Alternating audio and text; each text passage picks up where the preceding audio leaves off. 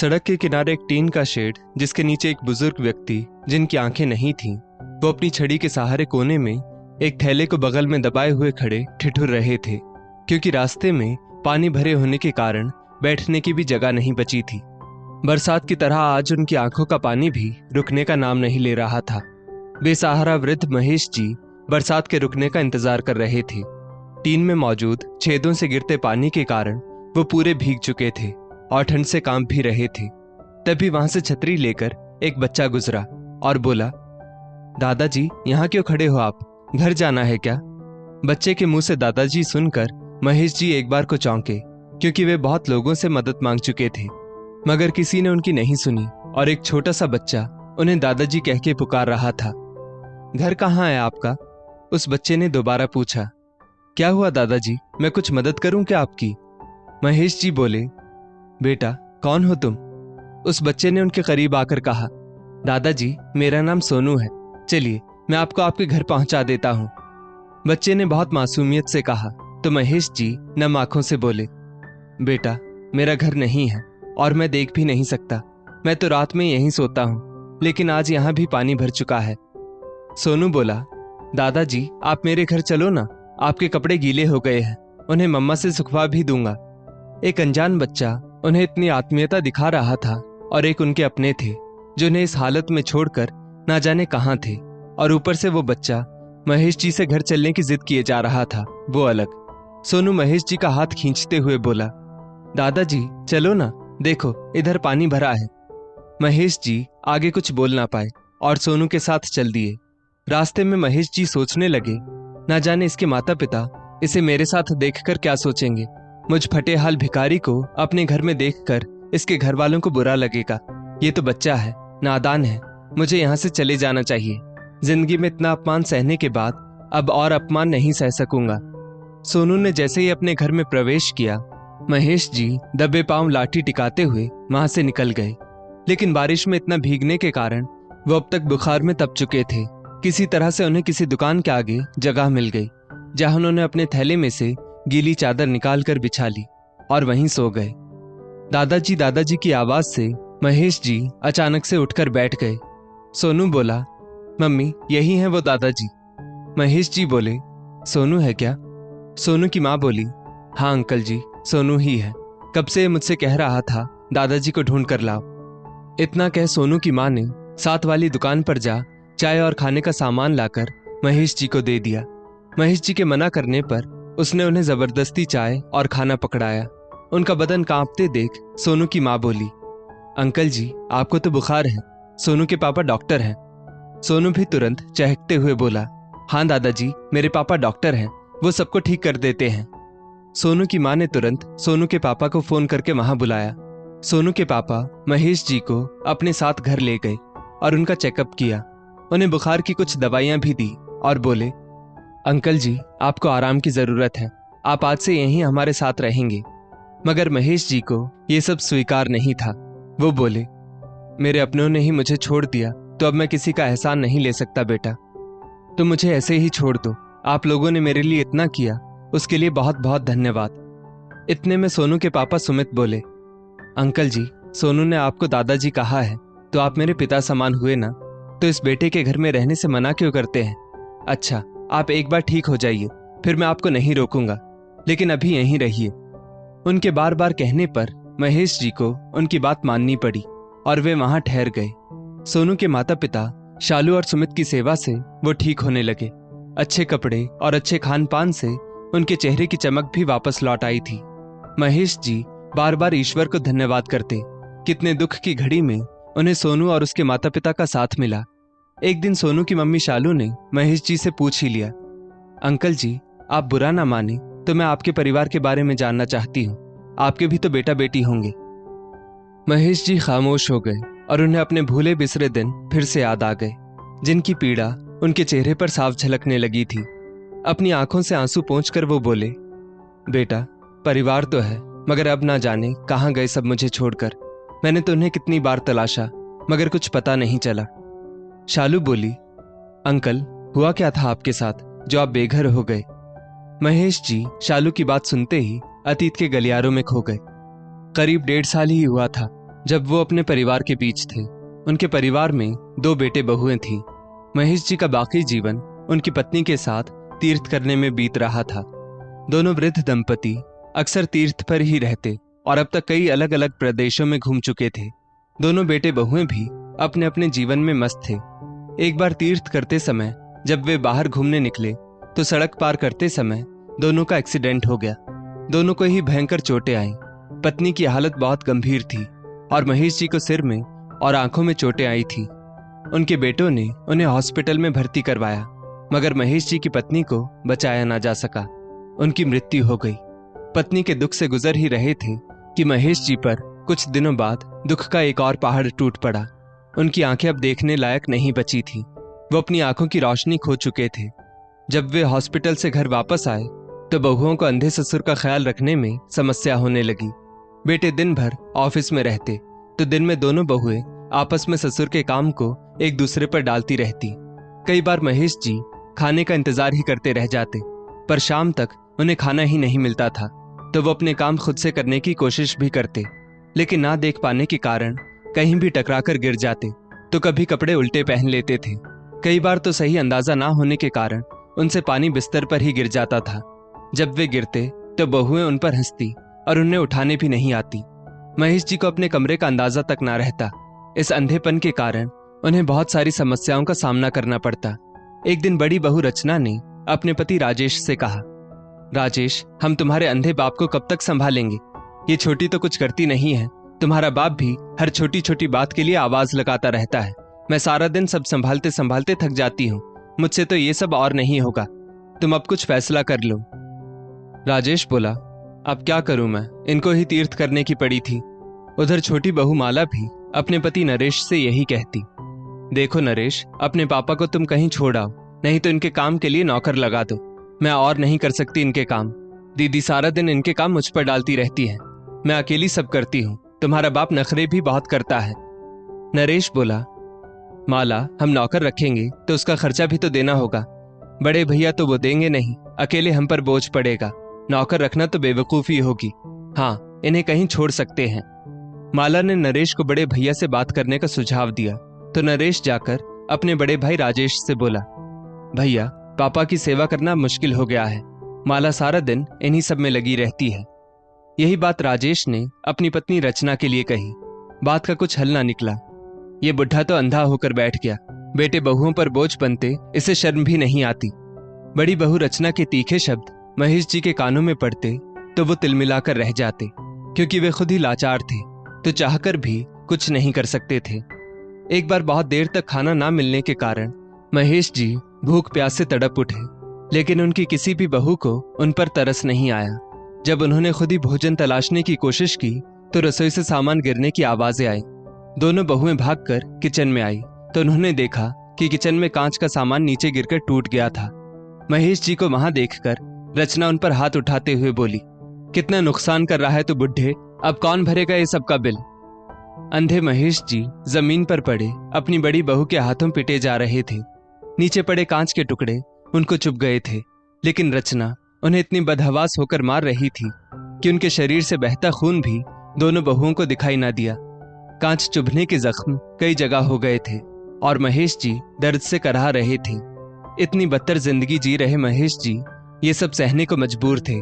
उनके जख्म ठीक नहीं हो रहे थे और अब उनमें पस पड़ने लगा था। बेटों ने उन्हें एक सरकारी अस्पताल में भर्ती करवा दिया, लेकिन इससे पहले कुछ कागजात अस्पताल के नाम पर साइन करवा लिए। महेश जी को अस्पताल में ठीक होने में काफी समय लगा। उनसे उनके घर वालों के बारे में पूछा जाता तो वो कुछ ना बता पाते। कोई भी इतने दिन में उन्हें अस्पताल देखने तक नहीं आया। महेश जी ठीक होकर जब खुद ही अपने घर के पते पर पहुंचे तो उन्हें पता चला कि पूरा परिवार घर बेचकर जा चुका था। महेश जी बेबस होकर कितनी देर वहीं घर के बाहर बैठे रहे, फिर वहां से उठकर मंदिर चले गए।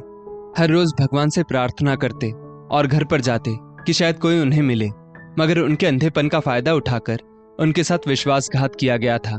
धोखे से उनका घर उनके बेटों द्वारा अपने नाम कराकर बेच दिया गया था। महेश जी के बारे में इतना जानकर शालू की आंखों में आंसू आ गए। अंकल जी, आपके साथ तो बहुत बुरा हुआ। इतनी बुरी औलाद कैसे हो गई कि बाप का ख्याल तक ना आया। महेश जी बोले, बेटा, सब तुम्हारी तरह नहीं होते। संस्कार तो मैंने भी अच्छे ही दिए थे, मगर अब समझ नहीं आता कि किसको दोष दूं, किस्मत को, बच्चों को, या फिर अपने संस्कारों को बुरा कहूं। महेश जी रो रहे थे और सोनू उनके आंसू पोंछ रहा था। एक दिन सोनू के पापा सुमित ने घर आकर कहा, अंकल जी, एक आंखों के कैंप का आयोजन हो रहा है। वहां आपकी आंखें दिखाकर पता कर सकते हैं कि आप फिर से देख पाएंगे या नहीं। क्या पता कुछ इलाज हो जाए और आप देख पाएं। महेश जी ने कहा, नहीं बेटा, डॉक्टर ने मना कर दिया था। अब तुम भी रहने दो। तुमने मेरे लिए इतना किया, वही काफी है। मेरे इलाज में बेकार में इतना पैसा भी खर्च होगा और फायदा भी नहीं होगा। सुमित बोला, अरे नहीं नहीं अंकल जी, इलाज काफी सस्ता है, बल्कि गरीबों के लिए मुफ्त भी है। सोनू खुश हो रहा था कि अब दादाजी देख पाएंगे, क्योंकि शालू ने उनको इलाज करवाने के लिए मना लिया था। कैंप में उनकी आंखें दिखाई गई तो डॉक्टर ने कहा कि ठीक होने की कुछ संभावना तो है, लेकिन थोड़ा ट्रीटमेंट शुरू करके ही आगे पता चलेगा। सुमित डॉक्टर्स की इस बात पर राजी हो गया और महेश जी का इलाज शुरू हो गया। 1 महीने की ट्रीटमेंट के बाद डॉक्टर्स ने कहा कि आंखें वापस आ सकती हैं। महेश जी के 6 महीने की ट्रीटमेंट के बाद वो दिन आ गया जब उनकी आंखों की पट्टी खोली जानी थी। उन्होंने सबसे पहले सोनू को देखने की इच्छा जताई। धीरे धीरे आंखें खुली तो पहले उन्हें कुछ नजर नहीं आया, लेकिन थोड़ी देर बाद उन्हें सोनू का चेहरा दिखाई दिया। दादाजी दादाजी कहकर वो उनसे लिपट गया। महेश जी ने उसे खुद से लिपटा लिया और खूब प्यार किया और बोले, मेरे मासूम फरिश्ते, ये सब तेरे कारण ही हुआ है। महेश जी अपनी आंखें ठीक होने से बहुत खुश थे और उन्होंने सुमित और शालू से अपने घर के पते पर जाने की इच्छा जताई। दोनों उन्हें लेकर वहां पहुंचे तो उस घर में आए नए मकान मालिक ने उन्हें कुछ नहीं बताया। महेश जी दुखी मन से वापस आ गए। अब महेश जी के दिन सोनू के साथ बीतने लगे थे। एक दिन उन्होंने सुमित और शालू के सामने अपना थैला खोला और अपनी पत्नी की तस्वीर बाहर निकाली। महेश जी उनसे बोले, तुम दोनों के कारण ही मैं ये जीवन फिर जीने के लायक हुआ हूं, नहीं तो मैं तो भिखारी बन चुका था और दर दर की ठोकरें खाने को मजबूर था। आज अपनी पत्नी की तस्वीर इन्हीं आंखों से देखकर उसे याद करता हूं। ये सब तुम लोगों के कारण ही मुमकिन हो सका है। सुमित और शालू महेश जी की बात सुनकर बोले, हमने ऐसा कुछ नहीं किया, धन्यवाद तो उस भगवान का है। और फिर सोनू को भी तो दादाजी मिल गए। महेश जी ने उनकी बात सुनकर हाथ में ली तस्वीर को पीछे से खोलना शुरू कर दिया। ये देखकर वो दोनों चौंक गए कि ये ऐसा क्यों कर रहे हैं। महेश जी ने तस्वीर खोलते ही पीछे से कुछ कागजात बाहर निकाले, जिन्हें देखकर दोनों हैरान रह गए। महेश जी बोले, ये उस जमीन के कागजात हैं जिसके बारे में मेरे बच्चे तक नहीं जानते थे। ये जमीन हमने तीर्थ पर जाने से पहले खरीदी थी, जिसके लिए गांव की जमीन बेच दी थी। इसी शहर में इसको खरीदा था और तीर्थ से आने के बाद बच्चों को तोहफे में देना चाहते थे, मगर उसके बाद उनका रूप देखकर मेरा मन बदल गया। लेकिन अब ये जमीन मैं तुम्हें तोहफे में देना चाहता हूँ, क्योंकि तुम दोनों मेरे बच्चे ही हो। इतना तो मेरे लिए कोई नहीं कर सकता था कि सड़क से उठाकर दिल से लगा लिया इस भिखारी को। ये उसकी कीमत नहीं, बल्कि मेरा प्यार समझकर रख लो। ये सब देखकर सुमित और शालू हैरानी से एक दूसरे का चेहरा देख रहे थे। कुछ देर बाद दोनों ने कहा, नहीं अंकल जी, हम ये नहीं ले सकते। हमने किसी लालच में आपके लिए कुछ नहीं किया। महेश जी ये सुनकर उदास हो गए और बोले, बेटा, क्या इस जमीन पर हम हॉस्पिटल बनवा सकते हैं? ये सुनकर सुमित बोला, हाँ अंकल जी, बिल्कुल, मैं कल ही इस जमीन पर हॉस्पिटल बनवाने की प्रक्रिया शुरू करवाता हूँ। 2 साल बाद हॉस्पिटल बनकर तैयार था, जिसका उद्घाटन महेश जी द्वारा करवाया गया और वहां सुमित के अलावा भी कई डॉक्टर्स काम करने लगे। एक रात को सुमित को हॉस्पिटल से फोन आया और उन्हें अचानक हॉस्पिटल बुलाया गया। सुमित हॉस्पिटल पहुंचा तो देखा एक 8 वर्षीय लड़का जो बुखार से बहुत तप रहा है, जिसकी आंखें ऊपर चढ़ चुकी थी। सुमित ने उसे तुरंत एडमिट किया और 24 घंटे की निगरानी में रखने को कहा। दूसरे दिन महेश जी सुमित के साथ हॉस्पिटल का मुआयना करने निकले थे। तब वापस सुमित को इमरजेंसी कॉल आया कि उस बच्चे की तबीयत ज्यादा खराब है। सुमित महेश जी को लेकर वहां पहुंचा और उस बच्चे का इलाज करने लगा। बच्चे के माता पिता बहुत रो रहे थे। महेश जी ने जब उन्हें देखा तो हैरान रह गए। इस बच्चे के माँ बाप कोई और नहीं बल्कि उनके बेटा बहू रचना और राजेश ही थे। महेश जी की नजर बेड पर लाचार पड़े अपने पोते पर पड़ी तो उनका दिल रो पड़ा। राजेश ने जब अपने पिता को वहां देखा, वो हैरान हो गया कि इनकी आंखें ठीक कैसे हो गई और ये यहाँ कैसे। राजेश के मन में चलते सवालों को महेश जी ने ताड़ लिया था। पीछे से रचना की आवाज आई, डॉक्टर साहब, मेरे बच्चे को बचा लीजिए, ना जाने इसको क्या हो गया है। डॉक्टर सुमित ने बच्चे को देखते हुए धीरे से कहा, बच्चे की हालत बहुत गंभीर है, भगवान से प्रार्थना कीजिए। डॉक्टर की बात सुनकर रोती हुई रचना को महेश जी बड़े ध्यान से देख रहे थे। ये वही रचना थी जिसकी इतनी प्रताड़नाएं महेश जी ने बिना कुछ कहे सही थी। उनके कान में तभी रचना की आवाज पड़ी, ये तुम्हारा बाप यहाँ क्या कर रहा है?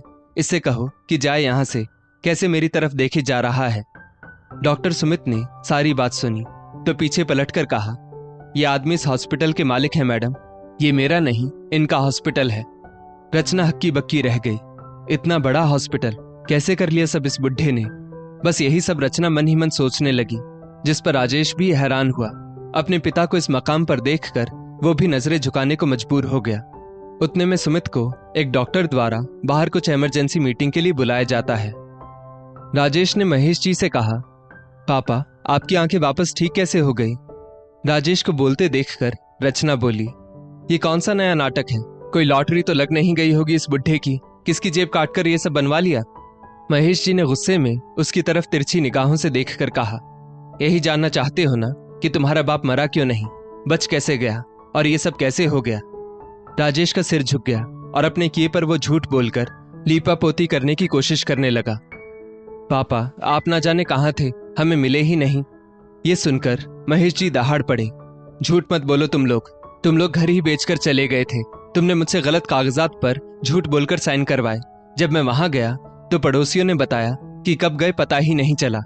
बोलो, अब भी झूठा हूं क्या मैं? राजेश ने कांपती आवाज में कहा, नहीं पापा, ऐसा तो नहीं कहा मैंने। तभी रचना अपने बच्चे के पास भागी, जो जोर जोर से लंबी लंबी सांसें ले रहा था। घबराई हुई रचना अपने बच्चे को आवाज दे रही थी, मगर उसका शरीर कोई हरकत नहीं कर रहा था। रचना ने महेश जी के पास आकर कहा, पापा, आप डॉक्टर को बुला दीजिए प्लीज। पापा, आप तो यहाँ के मालिक हैं। पापा, वही मेरे बच्चे को ठीक कर सकते हैं। देखिए ना इसकी क्या हालत हो रही है। रचना महेश जी के कदमों में गिरकर अपने बच्चे के लिए मदद मांग रही थी। महेश जी को अपने पोते की हालत पर तरस आया। वे सोचने लगे, इस बच्चे का क्या कसूर है। उन्होंने अपने फोन से डॉक्टर सुमित को कॉल किया। बेटा, 5 मिनट चाहिए थे। डॉक्टर सुमित ने कहा, हाँ अंकल जी, कहिए क्या हुआ। महेश जी बोले, जिनका बच्चा तुम्हारे पास इलाज के लिए आया है वो मेरा पोता है। बच्चे को तुरंत तुम्हारी जरूरत है, प्लीज आ जाओ। डॉक्टर सुमित ये सुनते ही डॉक्टर से चल रही मीटिंग छोड़कर आ गए और बच्चे का इलाज करना शुरू किया। रचना और राजेश महेश जी के आगे हाथ जोड़े खड़े थे। रचना ने हाथ जोड़कर उनसे माफी मांगी और बोली, पापा, मुझे माफ कर दीजिए, बहुत बड़ी गलती हो गई है मुझसे। पाप हुआ है, आपको इतने दुख दिए जिसकी जो सजा मिले कम ही होगी। महेश जी को आज माफी की जरूरत नहीं थी। उन्होंने माफ करने को साफ मना कर दिया। राजेश ने रोते हुए कहा, पापा जी, आज आप नहीं होते तो हम जाने क्या करते। मेरे बेटे का इलाज सही समय पर हो गया। पापा, हम माफी चाहते हैं। मगर महेश जी कुछ नहीं बोले। डॉक्टर बाहर आए तो बच्चा अब खतरे से बाहर था। राजेश और रचना ने डॉक्टर को शुक्रिया कहा तो डॉक्टर सुमित ने कहा, इनको धन्यवाद कीजिए, इनके कहने पर ही सब हुआ है। रचना की आंखें शर्मिंदगी से भरी थी। वो अपने किए कारनामों को याद कर रही थी। उसे अब महसूस हो रहा था कि कितना गलत किया था उसने। महेश जी वहां से अपनी कार में बैठकर घर के लिए निकल गए। उनके बेटा बहू उन्हें देखते रह गए। महेश जी एक वक्त जब मुसीबतों से घिरे खड़े थे, तब यही बेटा बहू उन्हें असहाय छोड़कर चले गए थे। आज उनका साथ किस्मत ने छोड़ा तो महेश जी ने ही उन्हें सहारा दिया था। दोस्तों, इस स्टोरी को लेकर आपकी क्या राय है, नीचे कमेंट करके जरूर बताइएगा। और ऐसी ही और भी बेहतरीन वीडियोस के लिए हमारा पेज जरूर फॉलो करें। धन्यवाद।